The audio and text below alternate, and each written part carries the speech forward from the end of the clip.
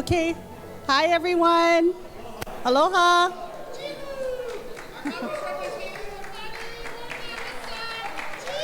Okay.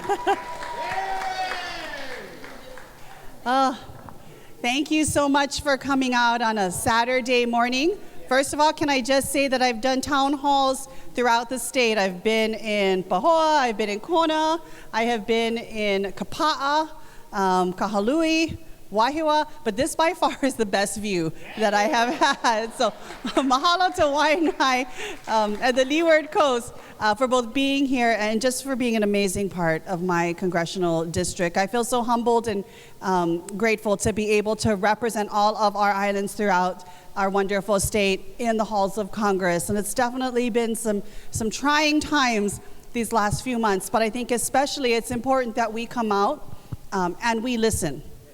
Probably listen more than we talk, because I think this is a time when people really need to know that they've both been heard and that we're going to do something as well. And so just thank you for allowing me to be here, to listen to you. A couple of housekeeping things. First of all, if you have to use the bathroom, it's right over here.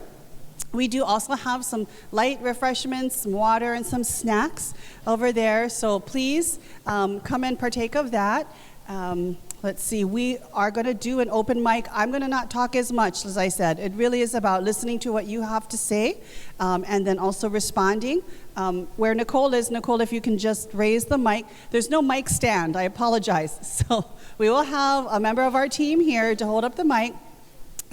If you can line up over here, if you're unable to line up, if you have a difficult time standing, let us know, or just pull out a chair and sit right here.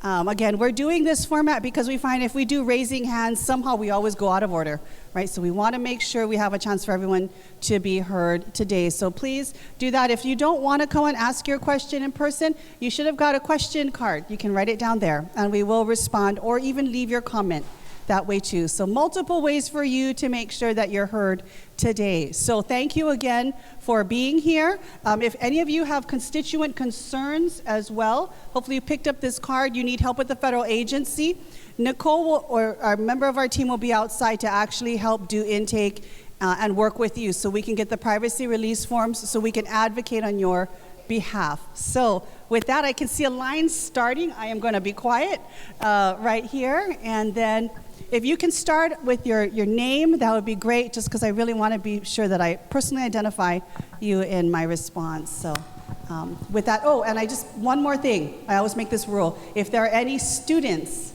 K through 12, I have to be specific because some lifelong students always want to come first. I give students the right to cut the line at any time. It's important we make sure we hear from our keiki. So if we do have students, no stress. If you want to make comment or if you want to ask a question, please don't be ashamed at any point. We would love to hear from you. And I do just actually want to recognize, I know many of our representatives want to be here. William Isla, I worked with him when he was director of DLNR, chair of the Board of Land and Natural Resources. Mahalo for being here today. So with that. Oh, thanks. I am your stand. Great stand. Hi, thank you, Representative, for being here and for giving us an opportunity to talk. Yes, we've written letters, we've called, but we haven't heard back yet. And I'm going to guess I'm speaking for everybody in here. We're scared and we're wondering what the hell. So first and foremost, there's a lot of issues, and I could speak to a lot of points, and especially things that have happened to my family, like my son losing his USDA job, my daughter and her income-based payments for her student loan going away. Yes, but the most important part, the thing that we need to discuss and find out what's going to happen, is we are a democracy in peril. We are losing it as I'm standing here. We are in a constitutional crisis, and those are words that have been spoken by your colleagues, and we are scared. We are moving towards authoritarianism. Boy, that was a tongue twister today. And we want to know what we can do. I know that there's not the power in the House or in the Senate to do an impeachment, but my God, he is gone, Trump. Has gone against the Constitution. He is the first sitting president in modern history that has openly defied a federal court order. So there's no more checks and balances. One other point before I finish. is one of his executive orders that he signed on January 20th was to declare a state of emergency of the southern border states and declare martial law on April 20th, 15 days from now. That's an open door for martial law across our country. I'm really worried, and I don't know if I'm, causing extra stress, if maybe this is overblown, but no, I don't think so. And what can we do until we can flip the houses? We cannot allow this man to stay in power any longer. And because he did go against the Constitution, don't we have the right to call our military to remove him? Those are my questions. Thank you. And your name is Phyllis. Thank you. We have so many of you. Why don't I do this? Can I take 3 of you at a time to say your thoughts, ask your question, and then I'll respond to your question after that? Yeah. Thank you. Just because I want to make sure everybody gets up, and I know sometimes standing for the whole hour is very painful. So, thank you. Well, first of all, yes. Everything you said, it shortens my speech. No, okay. My name is Dorian McClellan, and Imoku says hello and so forth. But I speak for me. I am totally terrified. I'm 84 years old. I started marching in the 60s. What happened?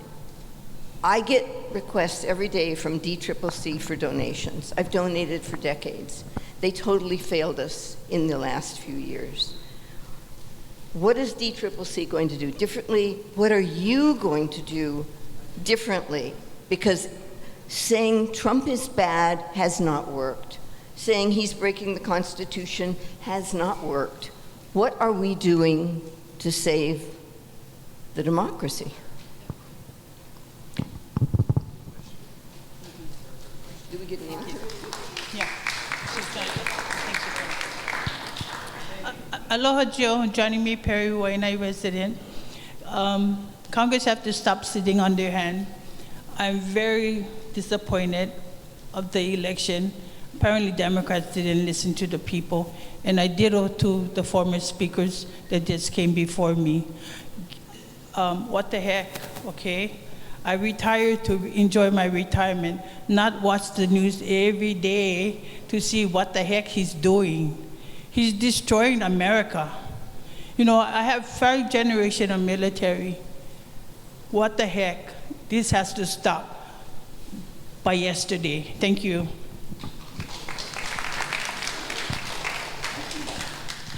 Yeah, I'm sure I will not find any disagreement if I say that people who engage in home invasion robbery, who rape and murder all the people in the house, are monsters from hell.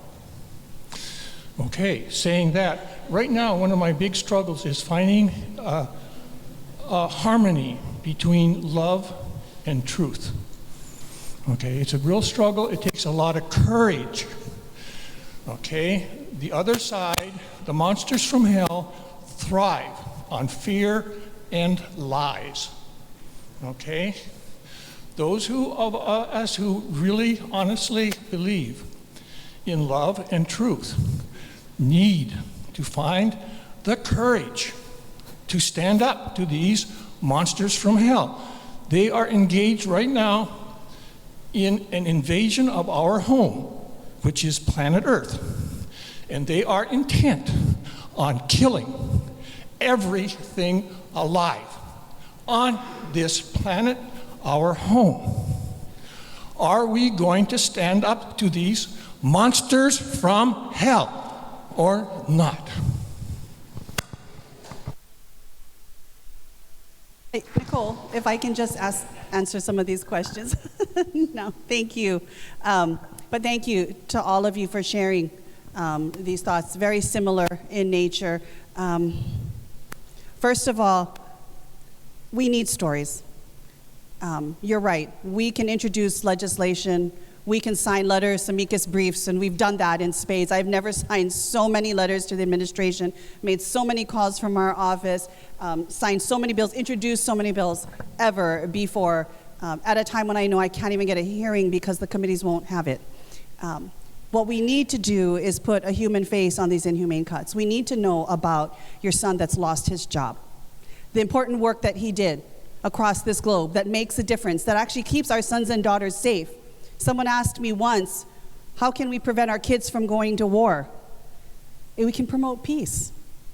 And when you ask the department that's only less than 1% of the entire federal budget that was ensuring global peace and health across this world, that was our best chance at keeping my 2 teenage boys from one day having to go to war. So I can feel it personally too as a mother, because I definitely feel what's at stake. Every day that we make more global uncertainty, we piss off not just our rivals, but our allies, that does not keep our keiki safe. Not one bit, not one bit. Share your story so that they know there's a name, there's a person behind it, there was good work that was being done. They need to see that your daughter trying to get an education is scared. And I've had many write into me that when their when their father or mother loses their job, they wonder if they can still afford to go to Leeward Community College, if they can still stay here in Hawaii. We need to be able to share in Hawaii and in Washington, D.C., the very personal face, the very personal harm that has come with these very inhumane cuts. So share those stories with us. We're all WTHing all over the place, Auntie, in terms of what's been going on right now. It has been absolutely difficult. One of the things that I tell people, what can you do? Thank you for calling us. Thank you for writing emails and letters. Thank you for standing up and resisting. I'll see a few of you, probably more than a few, in a couple hours down in Honolulu. But I ask this question everywhere I go. Who has relatives outside of Hawaii? Sadly, we all have folks that have moved away. Nevada, Arizona, Texas, Utah, California, Georgia, Texas. Raise your hands if you have family or friends that live in the continental United States. And Alaska, too. We'll put Alaska in there as well. All right. Well, here's what you have to do. You need to call them. Call them, text them, beg them. Tell them if there's one thing that they do for you this year, tell them to call their members of Congress 10 times and demand a town hall. You can try to demand that they have a heart and they go against these very, very horrible cuts that we have been seeing and being threatened with by the GOP majority, but call them. Call them and tell them to do a town hall like this, because they are not holding these conversations in their district, and they need to see and hear the stories and the faces of those that are scared right now, that are hurt. I don't care who you voted for president. Everyone is afraid right now that their Social Security check is going to go away, that the money in their savings or their retirement accounts just got liquidated. Literally in the last 2 months, we've lost $9 trillion of wealth in this country because of trade wars that were not necessary. $9 trillion in wealth. That's not just billionaire money. That's everyday people money. Right now, that's gone. Call them.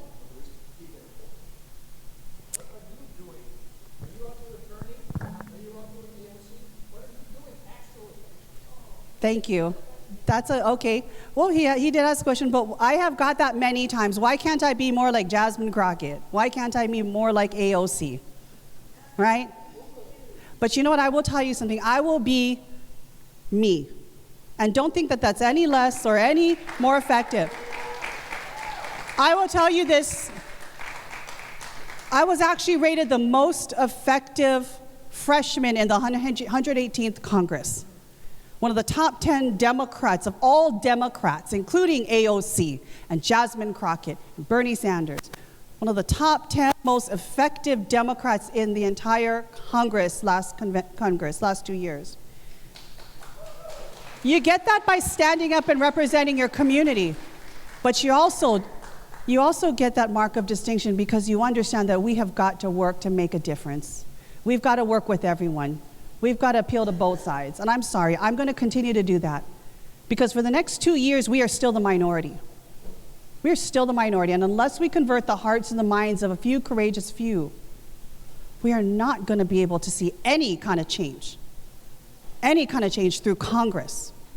Now, what can we do? Yes, we can appeal to the courts, and we can fight the courts, and we have to be brave, and we have to stand by our firms and our attorneys. Yes, we have to make sure that there is a balance of power and separation of powers as well. We have to defend that. But if you ask me what I can do in Congress, believe me, I'm doing absolutely everything I can to make sure that Hawaii is represented and I bring things home for Hawaii. It is proven by the record that I have right now, and I'm going to continue to do that and more. So I appreciate everyone's thoughts and advice of how I should be and what I should be at, who I should be like. But I assure you, what we want in Congress is strong aloha, not necessarily the kinds of behavior that you're seeing from even my colleagues on my side of the aisle. So thank you for that. Okay, and with that, we'll start a couple more. I see a line forming again. I talked too long. All right, Sheila. Aloha. My name is Sheila Medeiros. I am a retired Army officer. I served our country for 34 years, 14 years in the Guard, 20 on active duty. I've deployed 4 times, 3 to Afghanistan, 1 to Iraq. So I understand. I, along with all of you, do not want war. My son is currently serving as a first lieutenant, field artillery officer at Schofield. So he took on the baton of service. So he's serving. And before I even begin with my questions, I just want to lower the temperature. I come in grace and peace and love to all of you. We all will agree to disagree. I'm probably not part of the ideology and the political platforms that are here in this room, but I come with a sense of aloha, and we have to find a way to unite through our differences. And I hear you. I know people are scared, but I voted for the person you guys all hate. Because as an officer in the military, that was the strongest commander-in-chief that I served under, and I served under 5 presidents. You can laugh, but I served. Did you?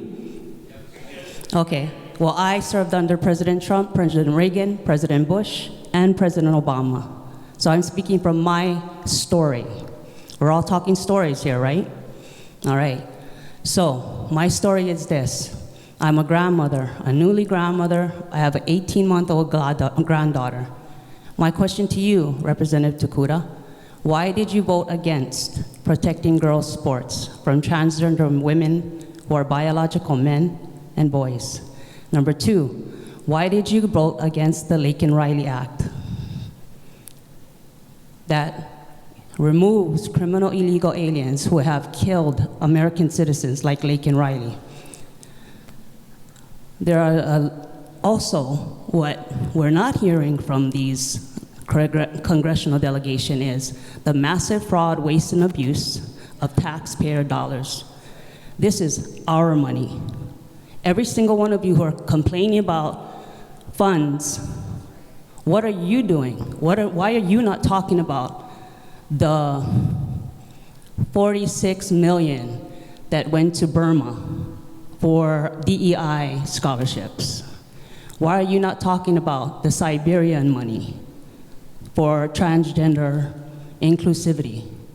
Why are you not talking about that? You're skipping around all of the main topics that's being discovered. I know you all don't like Doge. I do. I want to know where my tax dollars are going. And it is being misspent. $4.7 trillion out of the Treasury is untraceable. That is your money. That is your money. No.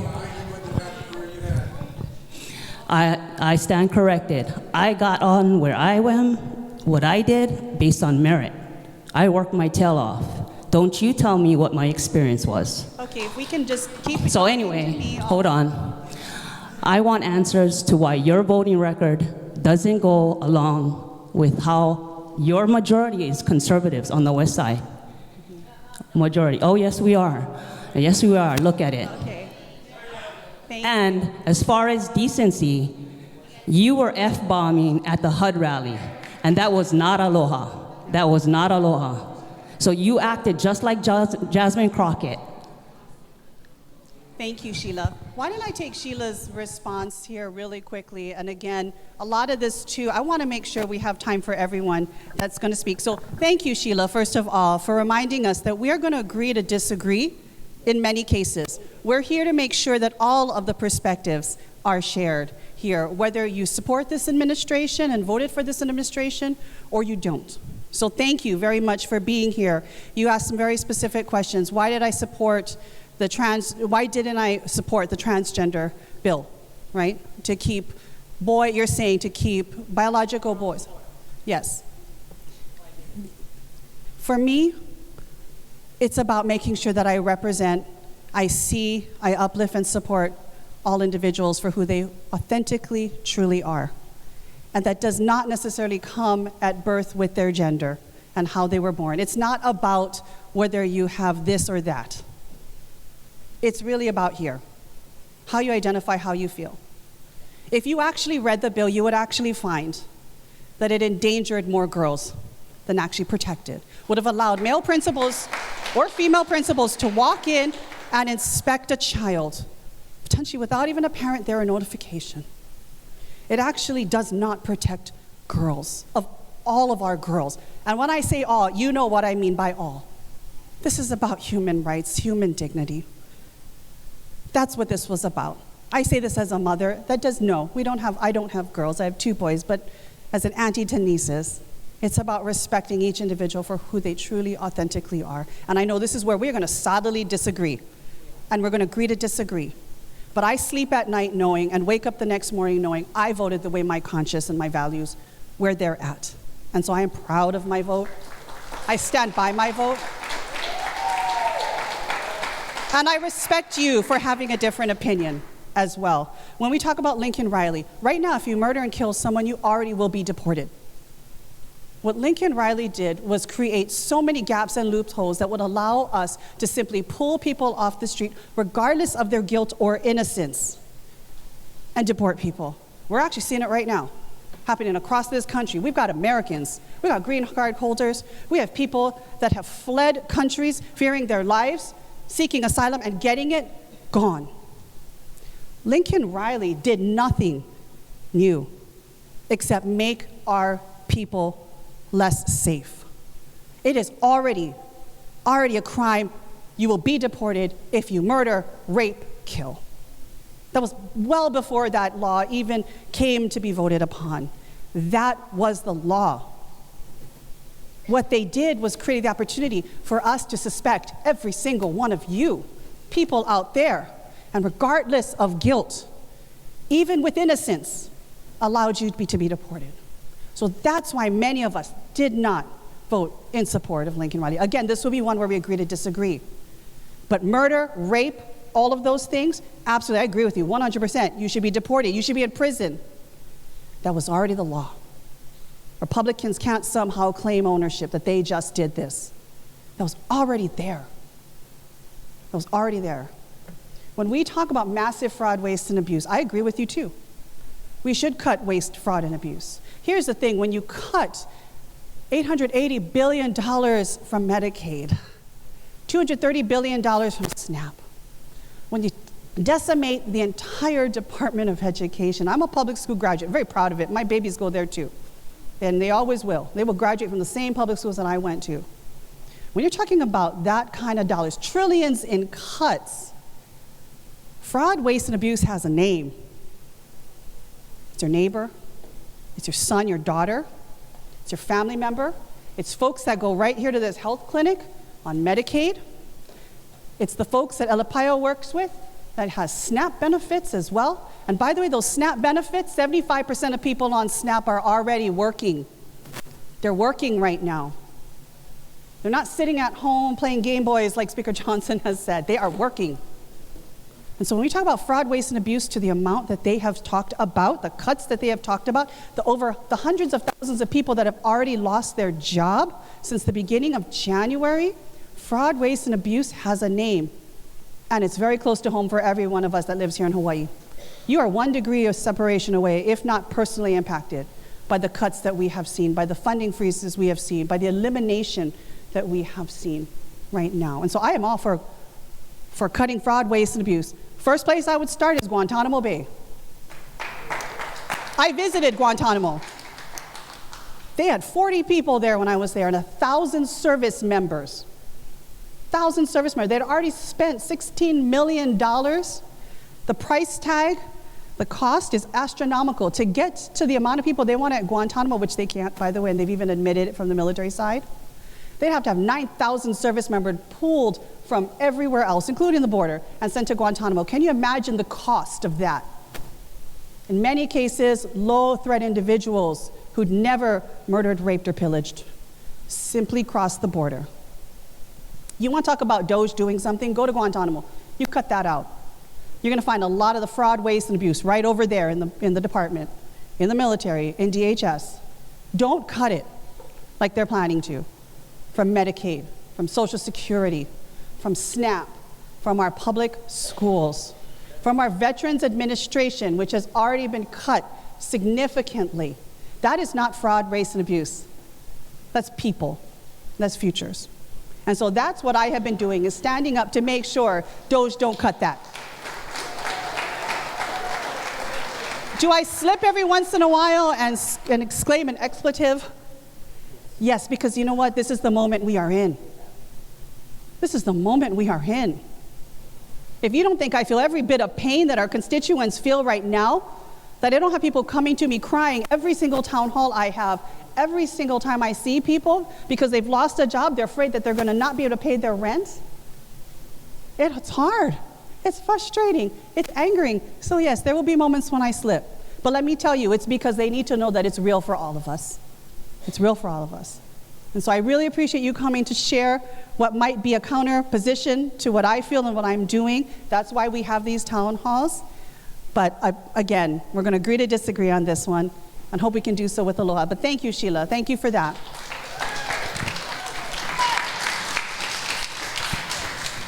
So Joan Gallagher, and I work with a group of about 9,000 retirees.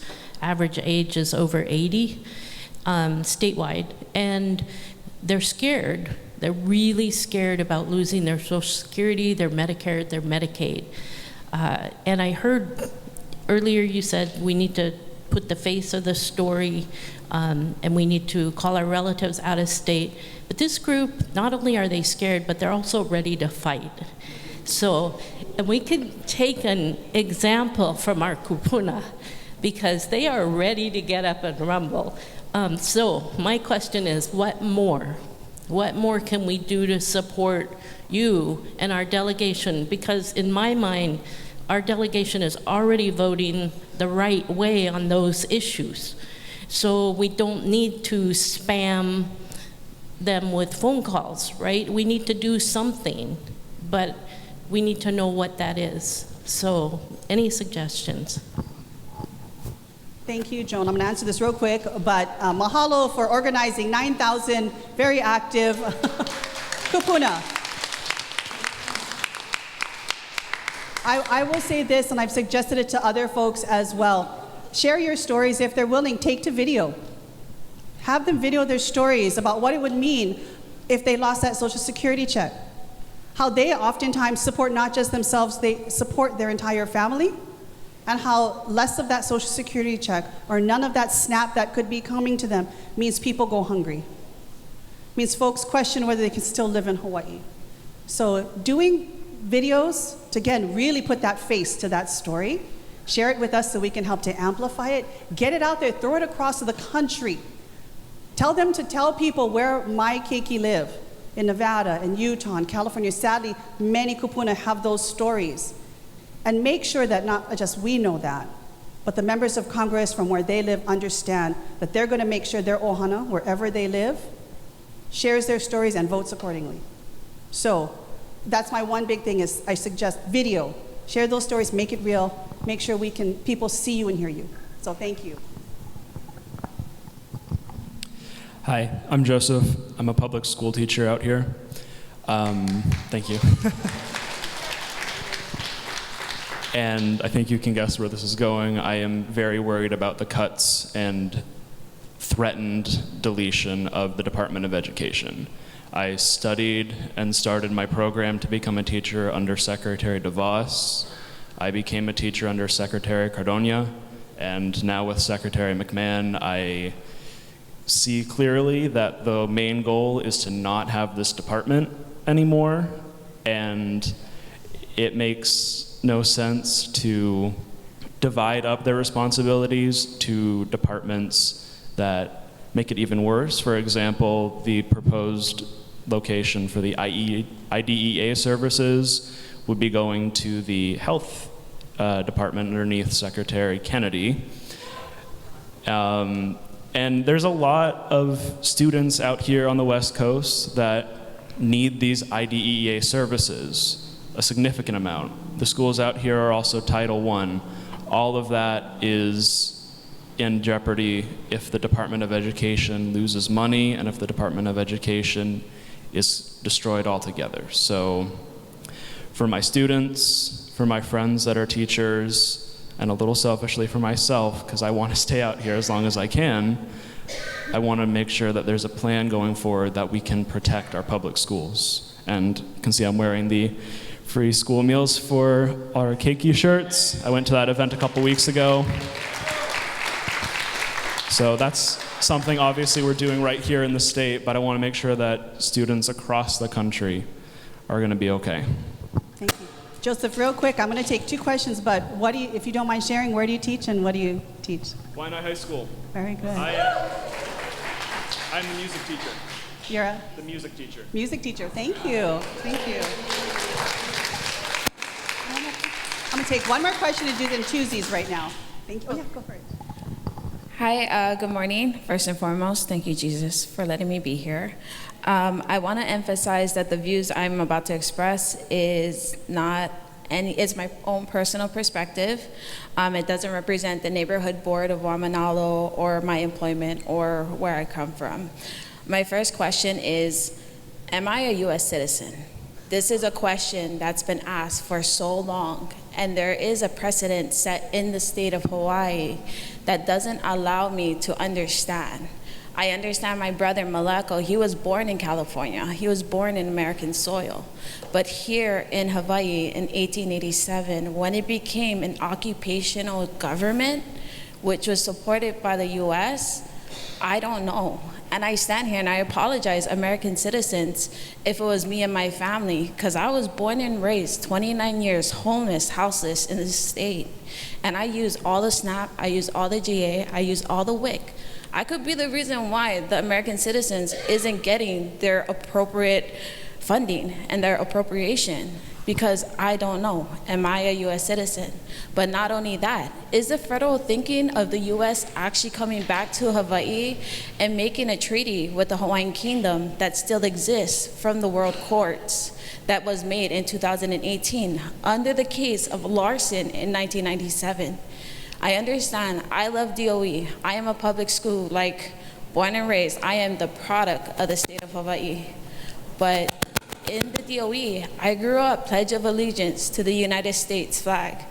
I dedicated my life to knowing I am a US citizen. But here I am, 34 years old. I realized, and I heard it from Trump years ago, where he says, Hawaii might not be an American state. We are under the government occupation, and I'm open to understanding the military side, the US side, the Hawaii Kingdom side, because I will forever be a learner and an advocate. But I guess that's my question. Am I a US citizen? Thank you. And your name is, sorry, I need my glasses. Thank you. No. Okay, let me take these two questions, if I can. For our teacher, I can't see where you went. Oh, there you are. There you are. This pillar is really difficult right here. But first of all, thank you, Joseph, for being a public school teacher. That is one of the most important jobs that we absolutely can have. I share your anger that they're looking to cut the Department of Education. Education is the greatest equalizer we all have. I would not have been able to be in Congress had it not been for our public schools, our public school teachers, Pell Perkins and Stafford that helped me be the first to go to college in my family. None of that would have been possible without the Department of Education and all of the services that it provides. We have to make sure that it is not cut up into small pieces and dispersed to agencies and departments that don't know what it means to educate a child. And we've learned a lot from the 70s, by the way, when they created the Department of Education. that it's more than just arithmetic, reading, writing, arithmetic, right? We grew up with a lot of those things. It's more than textbooks. It's actually making sure, like your shirt says, that students aren't hungry when they come to school. Full bellies equal full minds, right? I think that's what we heard at the rally that we were at. A full opu means life. A full opu means learning. We have to remember that that's a privilege that many kids don't have. Many kids in all of our communities throughout our state don't have the ability to come to school with a full belly already. For many, the breakfast and the lunch they have will be the only square meals that they'll have in a day. So we've got to fight to make sure that if you were to disperse it, we wouldn't be talking about school meals as part of a holistic education. We wouldn't be talking about what it means to provide free and appropriate public education for all of our students that need IEPs, because the Department of Health and Human Services knows nothing about educating a child, knows nothing about the wraparound service and inclusive environments that would really make a difference in this young child's life to help them become productive, engaged, contributing adults as well. This slice and dice that we are seeing would be absolutely catastrophic to the opportunities of our keiki. And that's why it's one of the biggest things that I stand against is the dissolution of the Department of Education, because at the end of the day, we will be abdicating our responsibility to provide free and appropriate public education to our students. And let's be clear here right now, because there's a lot of talk about dollars and cents. Do you think we actually, the federal government, and I say we, do you think the federal government pays already its fair share for education? You get $55 million here for SPED services from the federal government. State of Hawaii, in your taxpayer dollars, puts in $469 million. The check is already too small. If you get rid of the Department of Education at the federal level, that little check will have to go even farther than it already does. And when you have to stretch beyond that means already, it's either going to cost taxpayers here in Hawaii, or we're going to be shortchanging kids' futures. That's what's going to end up happening. So I am completely against all of that, and we're standing by our teachers and our schools to make sure that this cut does not happen, because it does require an act of Congress. We will not let it die a death by 1,000 cuts. So thank you, Joseph, for that question. Canela, where'd you go? You're right here. There you are. Thank you. You know what? We could spend more than an hour on your question. That is a very profound, very deep question. And by the way, this president and many people in Congress can't be selective about when they question whether we're a state or not. Because it wasn't about the illegal overthrow. It was about President Obama. That's when they cast doubt and question. They cannot be selective about when they decide to recognize us, yet just take land and think they don't have to compensate as well. So that is a deep question that I don't want to belittle with a too short answer, except to say thank you for asking. And by the way, never apologize. Never apologize for utilizing the services that you are entitled to as an American citizen, as a person living here.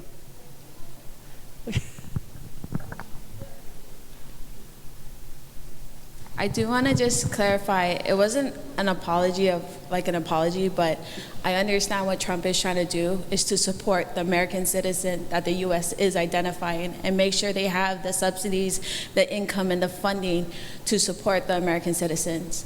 With our state here, the apology goes to the American citizens, because in my research and learning, I don't believe I am an American citizen from what I identify as. And now I have to ask those in Congress and federal, are you guys recognizing us? And will you guys bring a treaty to the Hawaii Kingdom to allow us to have a dual citizen so that the appropriation don't get separated? Because American, Hawaiians, Kanakas, we can coexist. We've been coexisting for 130 years.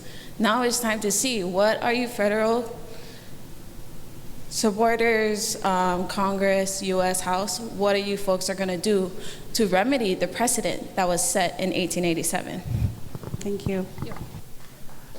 As I said, that requires a longer discussion, except to say, I'll just say this. We're fighting to make sure people get those benefits they need. And the cuts right now, my big concern, and I know that's subject to debate with the guys on their side, is when you cut trillions of dollars so that billionaires can have trillion-dollar tax credits, which is really what we're trying to fund at the end of the day, you are going to cut into Medicaid. you're going to cut into SNAP. You're going to cut to VA benefits and Social Security. Now, why, by the way, I just want to put this in and then I need to go on. Why is Medicaid reimbursements and Medicaid important? What do you think funds this health center? What do you think employs doctors and health centers across every island?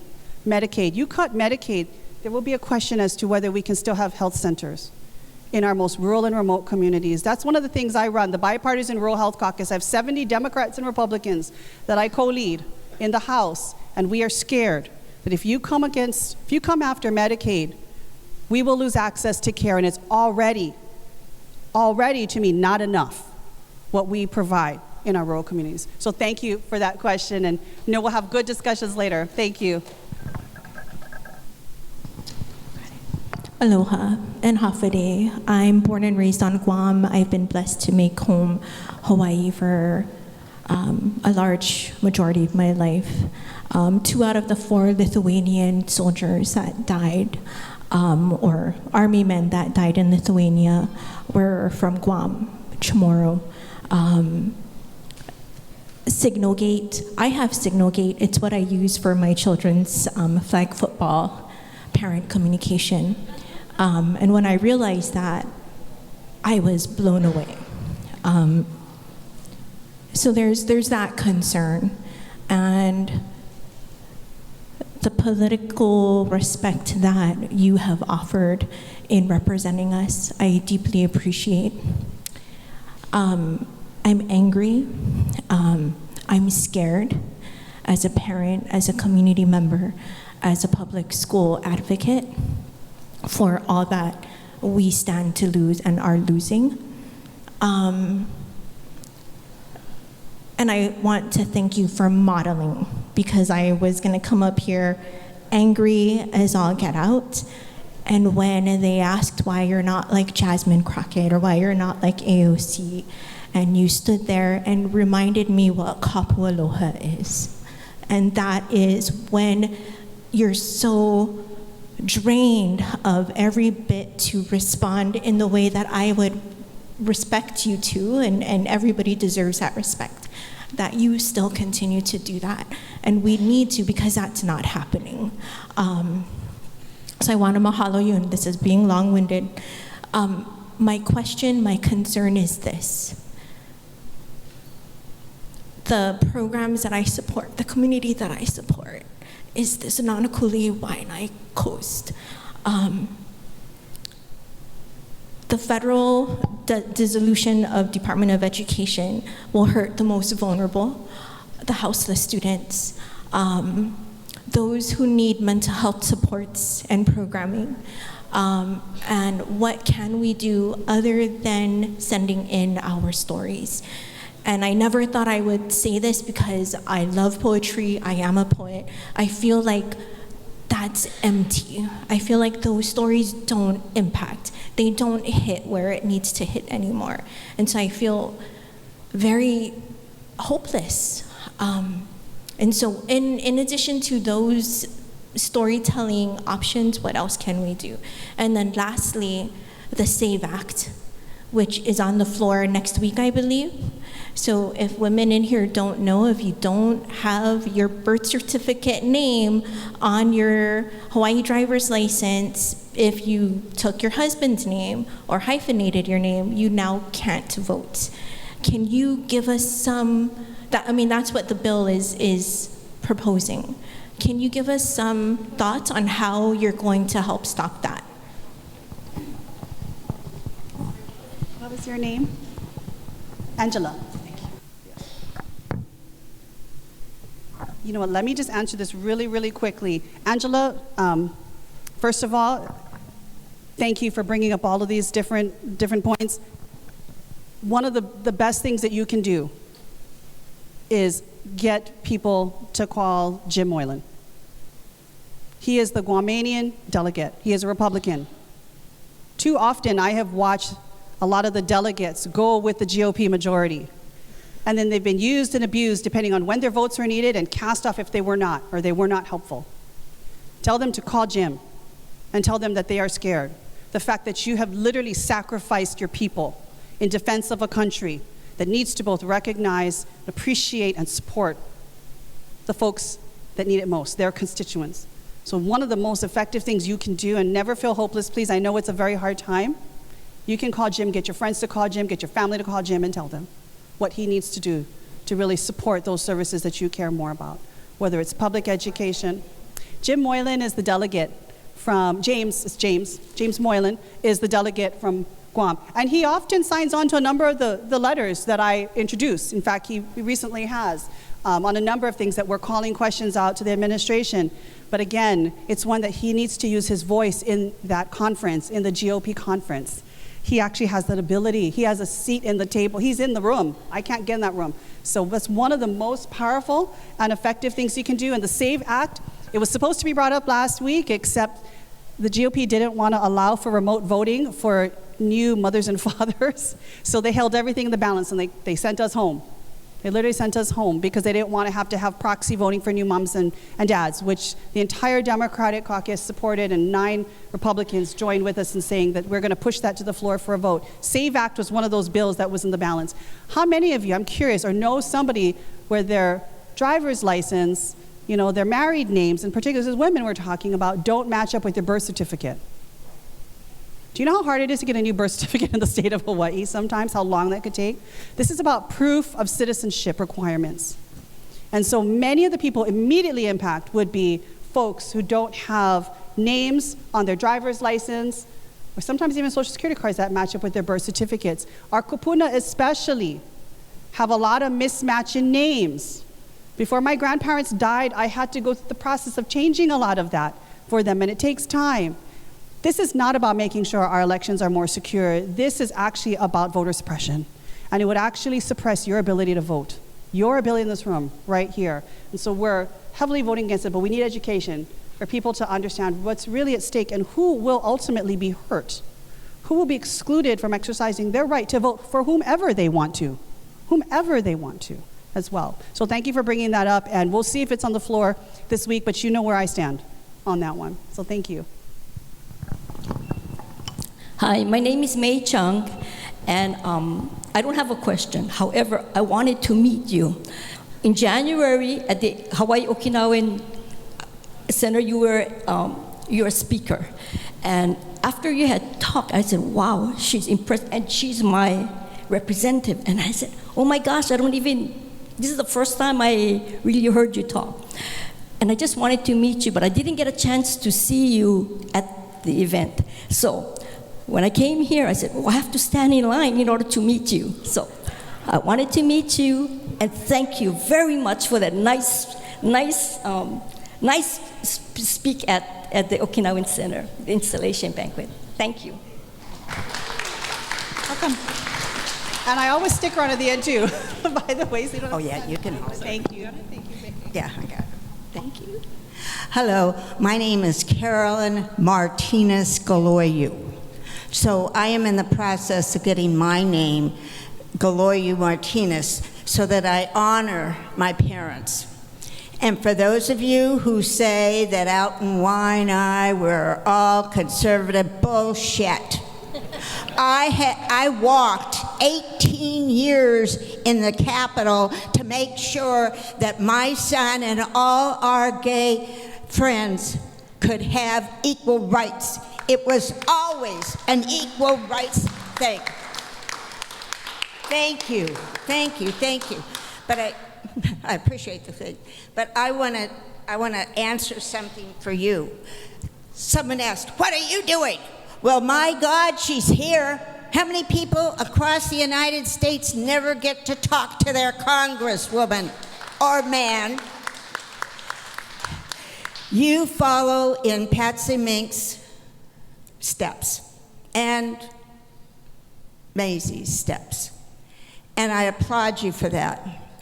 And I know that you have what's best in your heart for all the people, because we the people means everyone. That's no question. My question is, when are we gonna get that felon out of the White House? I want him out, I want him fired, I want him strung up, I want to see him in chains. And so let me know.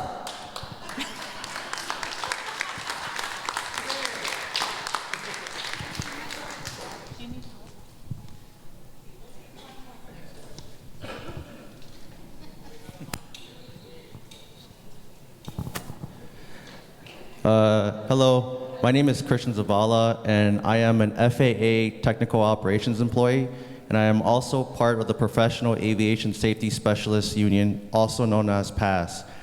I specifically represent employees in the FAA Technical Operations and in flight standards in the entire state of Hawaii. Our members here are worried about what the future of our job security looks like, especially since the start of this administration, since the FAA leadership has taken a very hostile stance towards the workforce, especially when it comes to honoring our collective bargaining agreements and any other agreement we signed. With the recent executive orders that Trump signed attempting to undo collective bargaining agreements, we are incredibly worried and stressed about what this could mean for us, especially since, unlike other federal employees, we are not covered under Title V. So every benefit that we have, from pay to how much time we get off to overtime, we have to bargain over all those things. And so what I wanted to ask is, what, if any, actions are being taken by Congress to address the attacks on the federal employee workforce and on our collective bargaining agreements?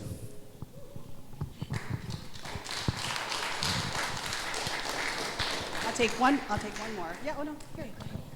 Let me just make this statement. My name is Chris Everett. I rather stand by God and be judged by the world than standing by the world and be judged by God.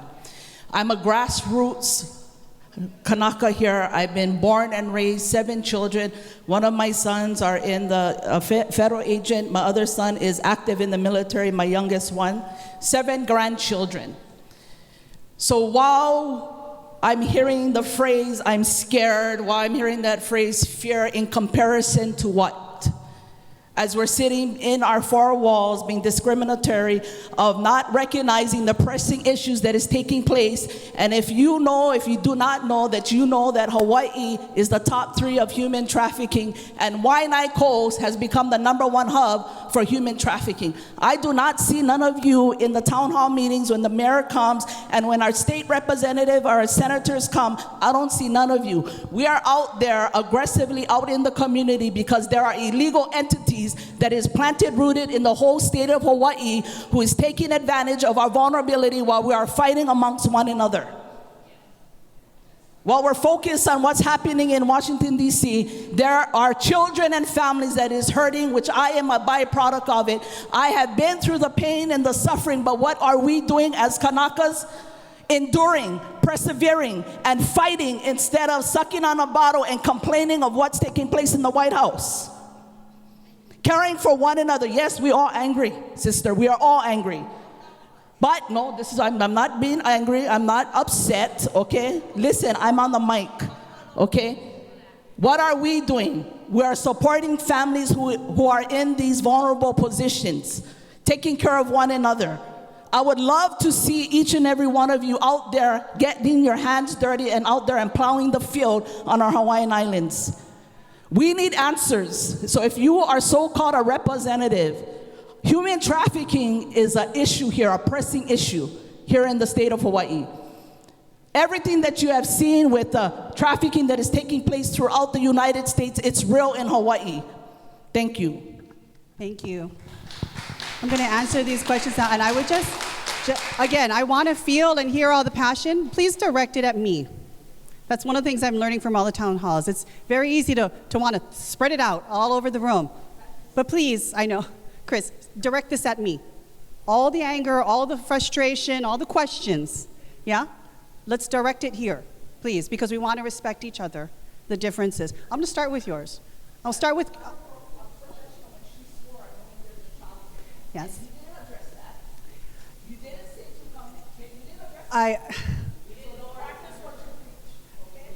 Thank you. All right. Thank you. Thank you. And I appreciate that. And we are doing our best here. Okay? I know it's thank you. Sheila, can I actually answer Chris's question first? And you have to recognize, I'm going to be the first to admit I'm a human. And I'm sitting here with no less than 4 video cameras at me at any time. And we're not talking about Olelo that's in the back, which is also going on. It's a recognition we are human. And I'm trying to take in all the energy and all the passion and all the different viewpoints here and try to both accept it, understand it, hear it, and respond to it. So please recognize that we are all imperfect people in this room. But as Carolyn mentioned, I'm here. I've been in Waiʻanae and Nanakuli doing town halls at least once, if not twice a year since I've been in office. You tell me how many people actually do that. I sit on the beach with the Kupuna Council on Thursday mornings. How do I know that? Because I go. I've been to the schools and visited and talked to the kids. So yeah, I am an imperfect human being that recognizes when I should say there shall be no swearing, because there is a child here, right here, as well. So I apologize for that. But to your question, Chris, because I really want to answer that. Because actually, Senator Hirono and myself have signed on to a number of different pushes to increase resources against human trafficking. You know what actually drives up human trafficking? When people are afraid. And right now, with the raids that you're seeing with ICE, with the executive orders, the threats of martial law, all of this, what you're having happen right now with this administration, this makes people more vulnerable because it makes them feel like they can't speak up. It makes them feel that they have no options. This actually makes people far more vulnerable, and we are worried and scared for our women and our men, our boys and our girls, who we sadly know, yes, especially those that are indigenous and of color, already were more vulnerable. Now if they're afraid about their legal status, their citizenship, who's knocking on that door? If the person in a uniform is gonna come and get them, that drives them in the shadows, that makes them afraid. Because anybody can then make an accusation, call them out, authorities get them, they're back, they're deported. So everything we're fighting for right now is to make sure we don't increase the vulnerability and the threat that exists for this community.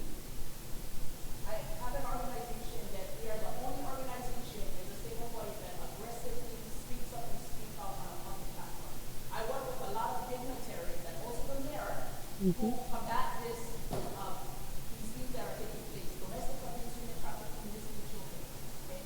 So we understand the vulnerability that is taking place here in the state of Hawaii. And we have been reading and we have been speaking that the community rise up and take a stand and come alongside us. Okay. Because they are walking amongst us that we don't even recognize. Yep. What is your organization? So, Chris, why don't we do this? Because I want to make sure we get some other questions. Invite me to come sit with your group. Invite me to come meet with you, and I'll come and sit with you. We can do it virtually if I can't get there faster, but we will meet, okay? I come home on the weekends for my children, and I go back. I'm leaving tomorrow, but I'm here in Waiʻanae today. But reach out to our team, and we will sit down and we'll meet. So thank you. I think we've got two more. I know Emily's there. Two more questions? Okay. Thank you. Aloha, Representative Jill. My name is Layla. I am a student at UH Manoa, but also a youth organizer with Hawaii Peace and Justice. Given the distress caused by the current executive administration, I can't help but think of the future of this Aina and the Kanaka-Oiwi community that I'm so grateful and privileged to be standing with today. And from what I've gathered, I hope that we can agree that land and cultural practices need security to thrive in prosperity, and that this will foster an equally secure and prosperous future for our keiki and for the rest of Kanaka. So Representative Tokuda, I have two questions for you today. Firstly, how will President Trump's anti-DEI orders affect our educational programs that are conducted in Olelo, Hawaii? And also, can you outline a vision for holding the military accountable for the rehabilitation of Makua Valley, especially in addressing environmental damages caused by training activities?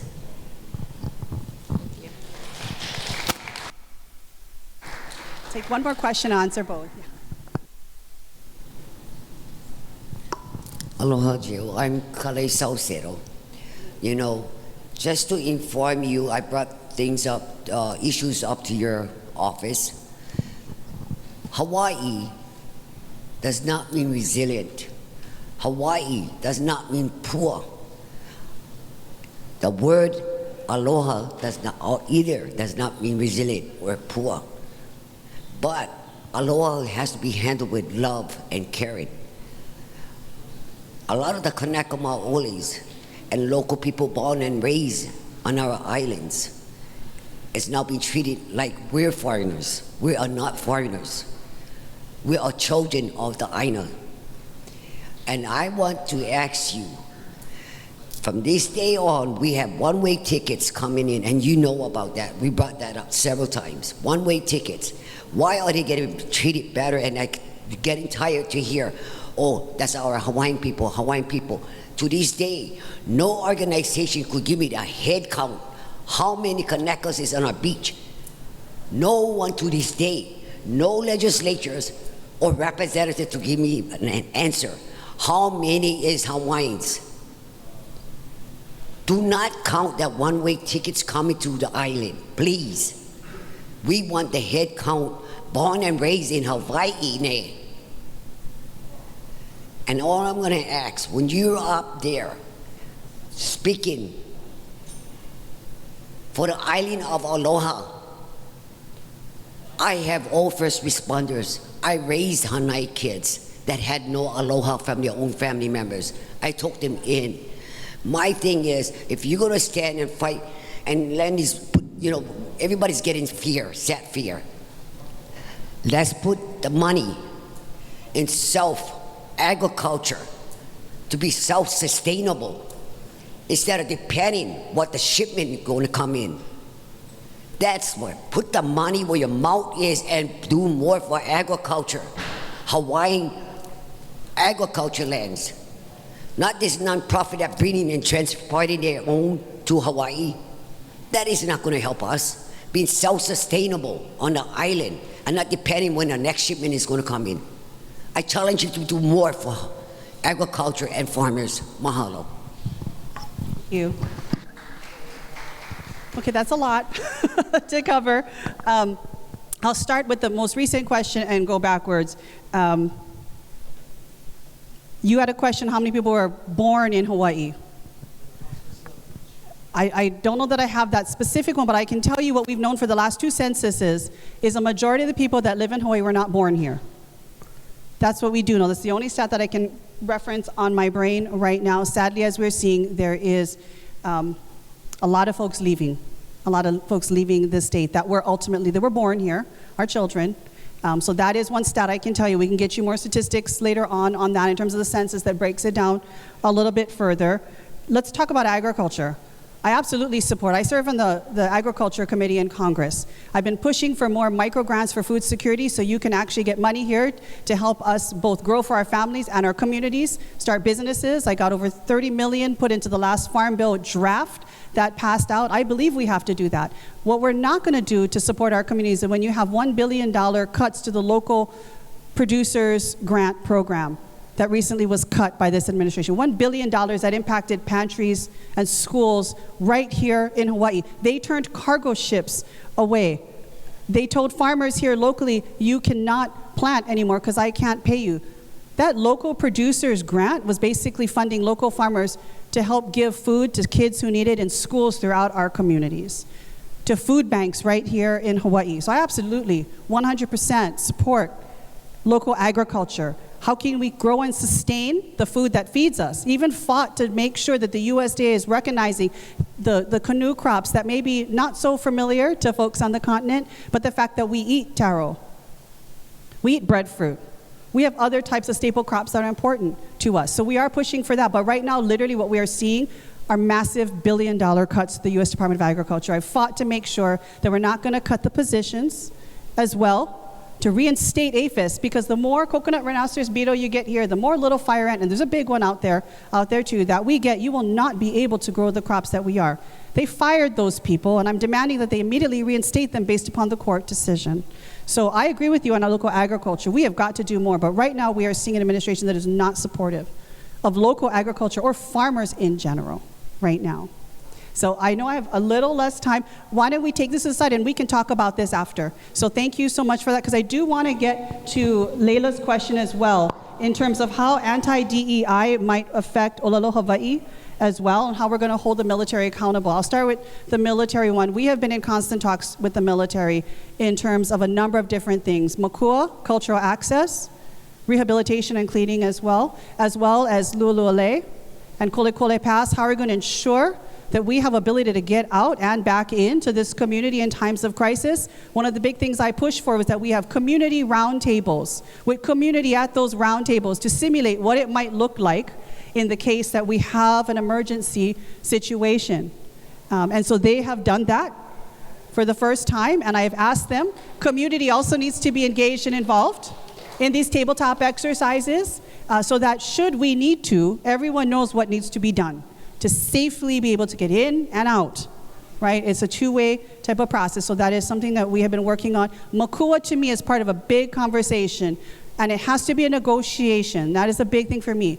For me, I always push for more for Hawaii, not less, not even, more. How can we make sure when we look at the land lease renegotiation coming up in 2029, it is about a plus for Hawaii in terms of the kind of things that we get back, whether it's land, whether it's resources for rehabilitation, whether it's other types of services that we need, like more housing, more infrastructure, access to health care, transportation services, wastewater, sewer, solid waste. All of these different things have to be part and on the table of that discussion and a negotiation to make sure that when this is done in 2029, we are at a plus situation. Not even is good for me, plus at this. And so that's where Makua definitely comes in. DEI, we have to make sure that we protect what is the one of two official languages of this state. That is what we must absolutely protect. Am I worried? Am I scared? Yes. Because DEI is taking out the most basic words, and they have to recognize that Hawaiian is not a bad word. It should not be on any red list whatsoever. You should not be scraping it from your website or your grant applications. And so that is one of the things that we must protect, are the resources to continue Olelo Hawaii throughout our K-12 system and especially into our university system, so we can have native speakers and we can continue to teach. So very much on our radar. Thank you for bringing those up. And I think I have time for the last two questions right here, and then I think we have to wrap up. I didn't get an answer to my question. It's going to get answered. Oh, I wrote down your question. Okay, yours was, FAA Tech. Yes, I apologize for that. We are fighting tooth and nail to have them recognize the collective bargain agreements.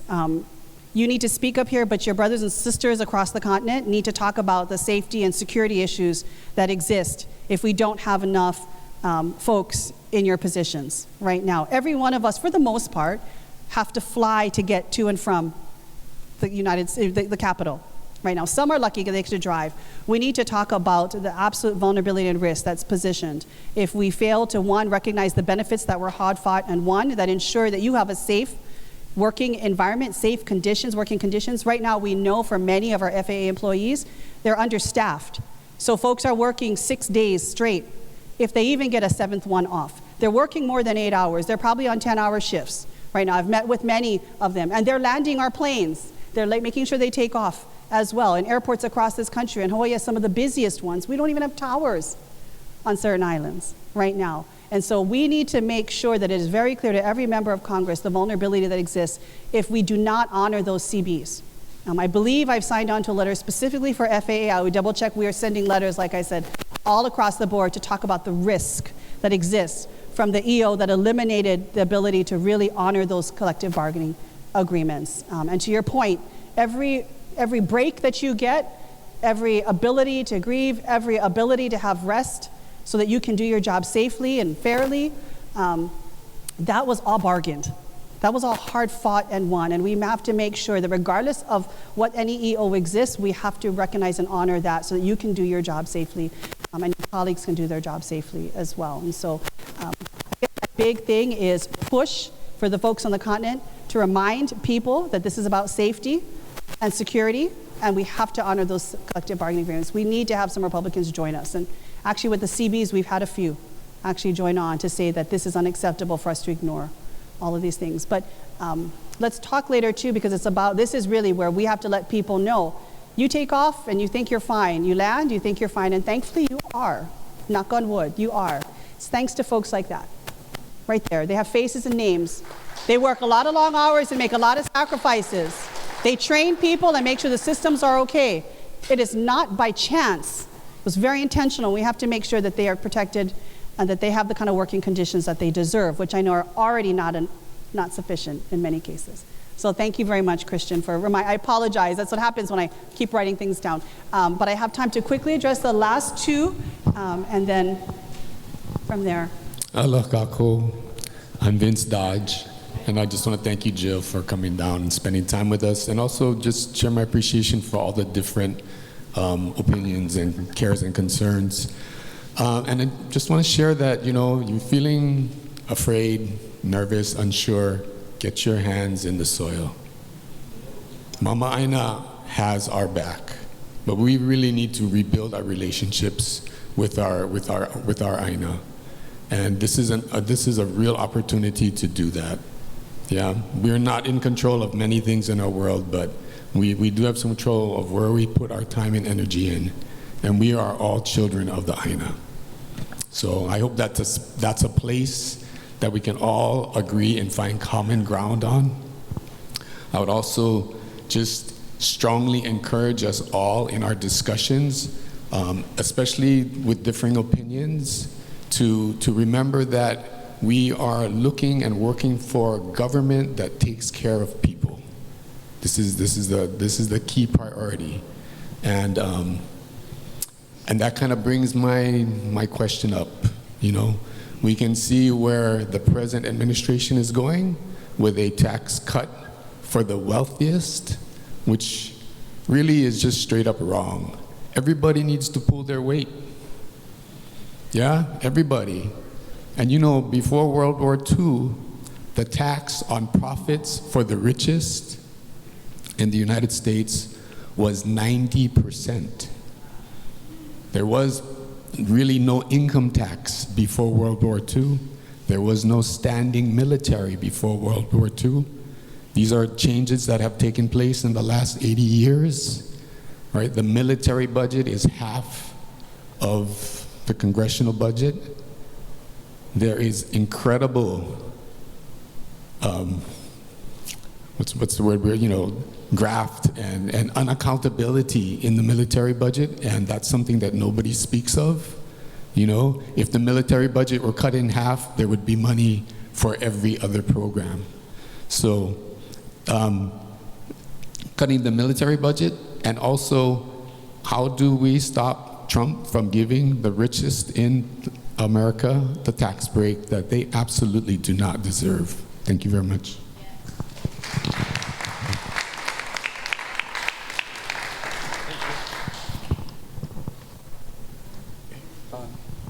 Thank you for being here. My name is Richard Lanford. I traveled East Coast for almost 80 years, born and raised out here. Sitting on a Waiʻanae neighborhood board, as well as volunteering for the Nanakuli neighborhood board, there's a lot of concerns with the seniors on our Social Securities, our health packages. And we're waiting to see or hear anything from Congress that comes back to us sitting out here in the middle of the ocean. However, I haven't seen anything or heard anything other than you. I've texted Brian Schatz, I've texted Ed Case. I've tried to see if I could take some good words back to our community. Unfortunately, back in the old days, there was a lot of interaction with our Congress people. Unfortunately, for the last, I would say 8 years now that I've been out of the loop. I retired from Local 5, and we were very active with a lot of the congressmen and stuff. But long story short, I find that our elected officials has totally forgotten about us out here, other than what we should know or what we should help to vote on. And it kind of it puts a bad taste in my mouth, because I always thought that, electing you guys or getting you guys up there, we would have some sort of help or guidance. But unfortunately, I have been wrong all this time. We have a lot of issues home here. We have the only area that only has one road in, one road out. I've been fighting to try to get a second road over the mountain, through the mountain.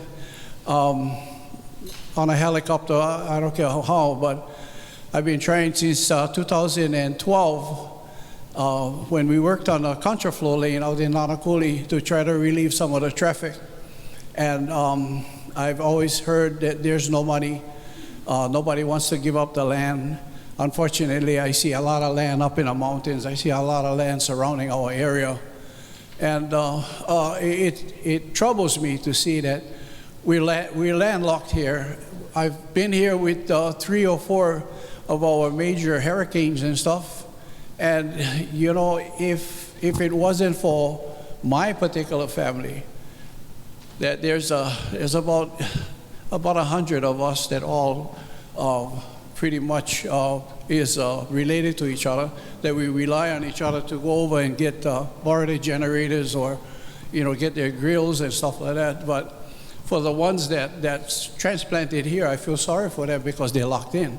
They're locked to their rooms or they're locked to their apartments, whatever it is. So, you know, we rely on you guys to come and help us. Our affordable homes is affordable to maybe Canadians or somebody else, not Hawaii. So please help us out. I mean, you guys got to get one idea of how you guys can help us out. Thank you very much. Thank you. I'm going to answer those 2 questions, and then I think we've got to wrap up this conversation. You know, I think that's an excellent idea that right now we're all feeling. Uncle Vince mentioned we're all feeling very stressed out and frustrated.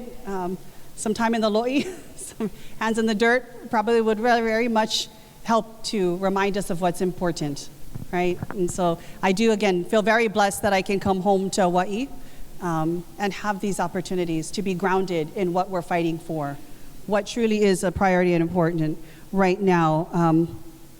And I do think that is what we are fighting for, to make sure that when there are cuts, let's not talk fraud, waste, and abuse, but the numbers they're talking about are trillions of dollars. Let's make sure it goes in the right direction. Not into the pocketbooks of very wealthy, the uber rich, the 1%, or corporations that don't need it, and that's exactly where it's headed to right now. If we make permanent the tax cuts from the first Trump administration, trillions of dollars in cuts going towards the billionaire dollar tax credits.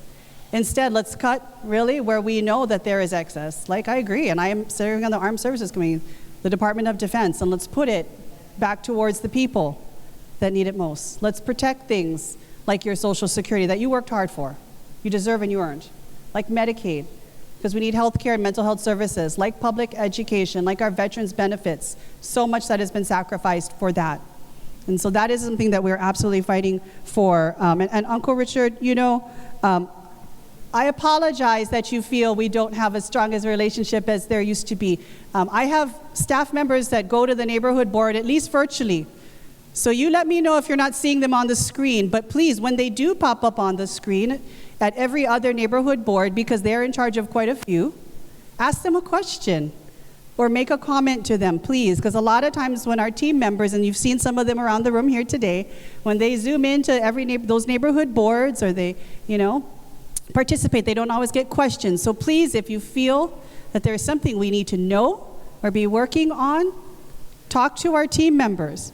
Thank you for coming to these town halls that we do. As I said, I've done one at least once a year, if not twice, on the leeward side, in Nanakuli or Waiʻanae. And I apologize that not everyone knows about it or can get to them. But that's why I come out. I have the entire state that's part of our district, but I make sure to come to this part in particular as well. We do telephone town halls as well, at least twice a year. I know it seems weird, pick up the phone, but for an hour we have conversations where people actually get to talk and raise their concerns and ask questions. So please participate in that. We had 13,000 participating in the one we did a few weeks ago. And I do just small talk story sessions with different groups. I hang out at the farmer's market and watch the food boxes be given out. I talk to the local farmers here. I go to the different places. And I can't be absolutely everywhere, but if you have a group that would like to chat, let us know and we'll see how we can make it work. We're in Congress at least 50% of the days out of the year in DC. And as you know, it takes us from Hawaii at least 24 hours to go back and forth round trip, plus a 5 to 6 hour time zone back and forth. I'm not making excuses, but it can be hard to get to everything. But let us know what we should be doing. Let us know how we can reach out and talk to you. And I welcome that opportunity to sit and talk with more of you. So thank you for being here today. I know we've kept you slightly longer than was scheduled for this time period. We have team members here that can assist you with some casework. We're going to be having to wrap up. I've got an event to be at, as many of you do, in about half an hour or less. But mahalo for taking a part of your Saturday out to come and share your thoughts, your concerns, your questions, your hopes with all of us. So safe travels, everyone, and we'll see you next time. We're in Waiʻanae.